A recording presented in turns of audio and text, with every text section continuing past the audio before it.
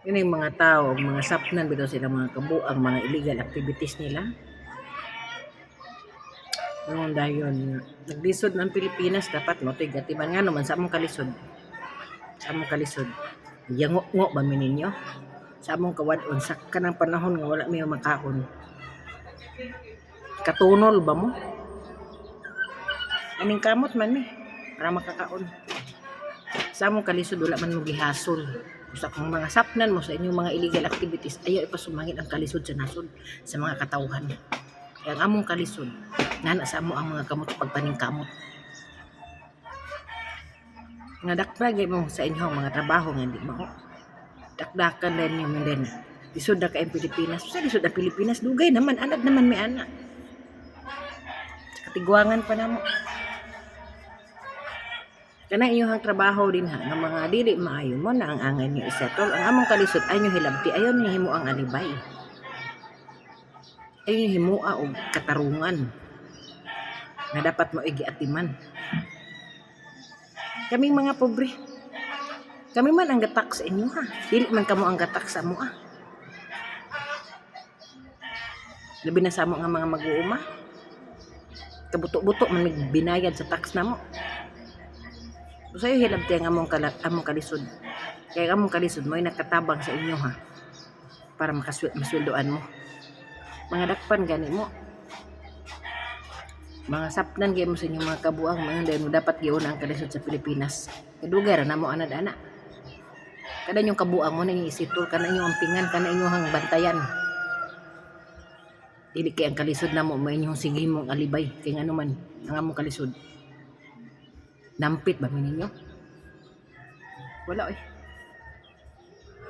Ikaya na mo tanan, kung gidawat na mo na nga mo ra gyud na ang kategorya sa among kinabuhi. Di kay ang kalisod may himoon yung alibay kay aron lang makaipsot mo sa inyo mga sayop, sa inyong mga salaod, binuang man ang inyo ha. Oh, lisod mi. Pinagbayad mig tax. Lisod mi. Pero maig tagaan, maig dili, maig tabangan, maig dili. Kayo alibay. Kisa mong kalisod wala mo namo kidalahi. So naglisod ang Pilipinas, so tabang ka, dili magsige pabadlong. Miski galisod, asa makakitag kalisod nga bilat mo gihimong kuan. Ulba sa kay style. Ngayon dahil nagkahirap, lisod na, naghihirap na ang Pilipinas. Mo gani. Yan naman, makatabang na. Naka ng mga bana din ha nga, di kontento sa asawa, manhaan ang burikatan diha kay mangiot magbayad. Katabang lugar na. Galaw, lam ka lang. Taghan nga magbuwag anak mo, sabot ang kalisod tungod magbuwag anak. Tungod anang negosyo ka. Kung ina nga, mutikang-kang na sa mga bayad.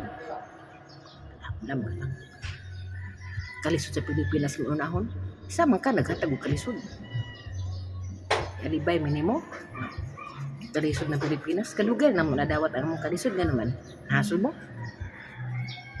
Purisyo mo? Wala man. Takarap.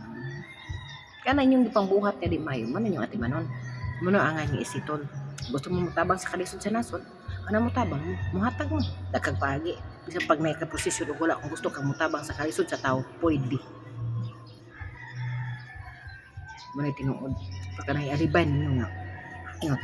Kung na dagang itrabahan, tingnan nga wadaan. Trabaho.